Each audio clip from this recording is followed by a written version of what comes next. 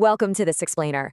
Today, we're diving into a truly fascinating and passionate thesis, Claudia Bernhardt Sosa Pacheco's book, The Secret History of Brazil, the Millennium and the Universal Man. We're going to unpack all 20 chapters of this incredible work. It weaves together theology, hidden history, and modern psychology to make one bold claim, that Brazil holds a profound hidden spiritual destiny meant to completely transform our globe. Let's get right into it, shall we? Listen to this incredible prophecy from the 19th century Italian saint Dom Bosco.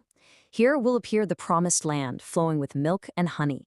It will be an inconceivable wealth. The author uses this grand vision to really set the stage. And she's not just using this as some poetic metaphor, no. She argues this is a literal geographic destiny. According to her extensive research, this mythical paradise is a very real place on the map. And that place is Brazil.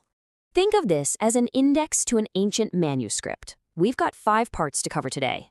1. The destiny of Brazil. 2. The secret history. 3. In search of the Fifth Empire. 4. The science of analytical trilogy. And 5. The revelation and the future.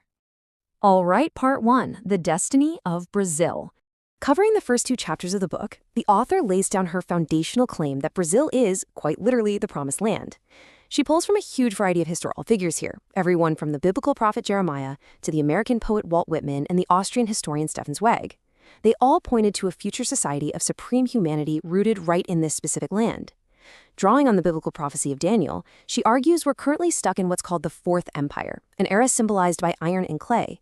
She sees this as our current Anglo-American global power structure, which is deeply materialistic, totally driven by economics, and ultimately completely pathological in how it ignores human spirituality. But here's the contrast. She posits the coming Fifth Empire. This new era won't be ruled by military might or financial greed. Instead, it's going to be defined by spirituality, universal brotherhood, and divine connection.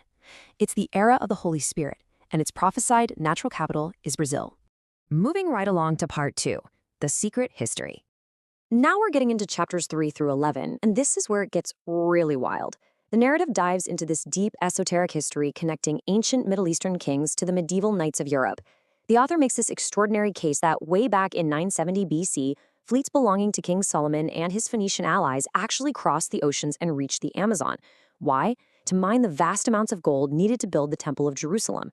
Fast forward a bit to 1118 AD, the Knights Templar are founded, and according to the book, they actually dig up these ancient sacred navigation maps hidden deep beneath the temple ruins.